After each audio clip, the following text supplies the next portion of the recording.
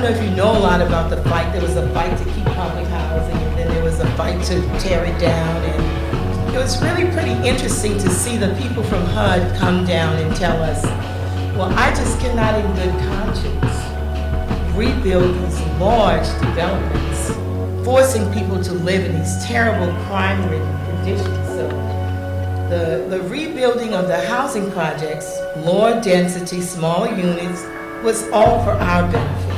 That's what we were told. So they did away with the one-to-one replacement of low-income housing, affordable housing. That was the law. If you tore down one unit of low-income housing, you had to replace it with one. So they did away with that law. They reduced the number of apartments that were now being rebuilt on housing development sites.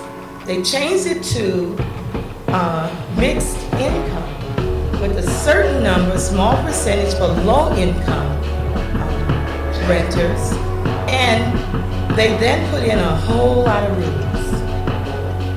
Some rules are good, but then some rules in New Orleans, if you can't sit on your porch, some things are cultural. Even white people in New Orleans like sitting on the porch. You know, we had people to buy houses, make certain it has a porch, and it's not a racial thing, it's a cultural thing. We like sitting on the porch. In the housing projects, you cannot sit on your porch, especially after a certain house. So there were all kinds of things. And if you had a child with a criminal background, isn't that funny? You're talking about people who live in the housing projects with some of the highest crime rates. So if they had a child that had been to prison, they can't go back. What would that do? You know, we already know about the incarceration of black men, right?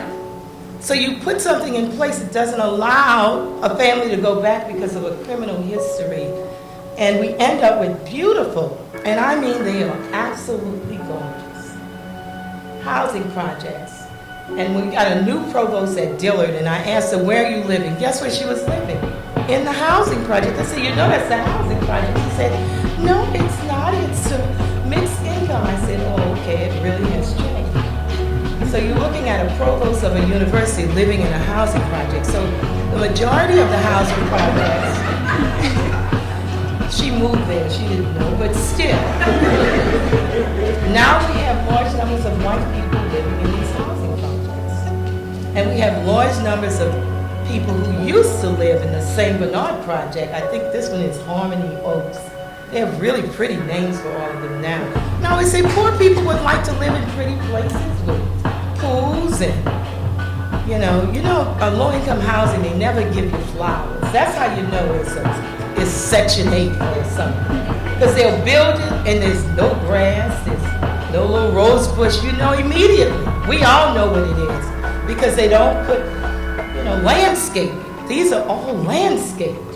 And I mean, they are absolutely gorgeous. But guess who's not here? We are. So when you ask the question, where are all these people, where did they go? And where did all the people go who were kicked out of the housing projects? I call it the Great Eastern Migration. That's where I live. New Orleans East. Mostly middle and upper middle class African Americans. They were designed with this demographic in mind. Luxury apartments were built to accommodate this upwardly mobile, single and professional group. Single family homes were constructed in gated communities. New Orleans East was the place to be. It then had 40% of the city's tax base. If you added the Lower Ninth Ward, we're about at 60% of the tax base where mostly black people live. It was 84% African American, first generation, inherited property, 85% homeowners, 8 exclusive neighborhoods with man-made lakes, second largest public park in the city. Since Katrina, we're seeing a new form of segregation because all the people who cannot get into the housing projects, they have vouchers. And you can imagine that. You lived in a housing project all your life, you get a voucher that says you can go anywhere you want. Wouldn't you choose that? I can go to a nice neighborhood. I can find an apartment someplace else, except the landlords won't accept your voucher. So there's a reconcentration of low-income families in apartments that are being built for them, guess where? In New Orleans East. And so we watched crime rates go up 80%. Over a 2.5-year period, I watched my neighborhood completely change. I see people walking. I see young boys walking, pushing baby strollers. There's no transportation out there. The majority of these people work in the city. They're now 12 miles or so from downtown, but it could take them 45 minutes to an hour to get into the city with buses not running. No infrastructure. Trash piling up because people are walking everywhere. A transformation of an area. Middle class black people watching their property values go down, having to get security, because people are breaking in now. And that used to be our haven. I mean, when I was there, the place to go, we get some money, we moving to the east. We're gonna buy us a house and move to the east. Well, now the east, to some extent, is being destroyed. And there were two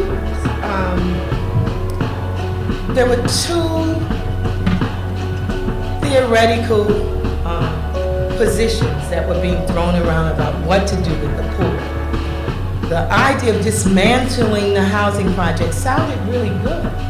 They said we'll diminish poverty. Well, you don't diminish poverty, you just move it around, right? Diminished poverty means finding jobs, and that was never in it. If we just break them up, just break it up, and spread it around, then maybe we won't have as much crime. Well, if the people are still poor with no jobs, how is that going to help? So now we have crime all over the city. People is uptown, downtown, back of town, front of town, all over town. People are being robbed and stealing and breaking in cars because you dismantled the housing projects. You dispersed poverty. You didn't get rid of poverty. You didn't try to reduce poverty. You just dispersed it. It's a big experiment, and I'm telling you, it's not working.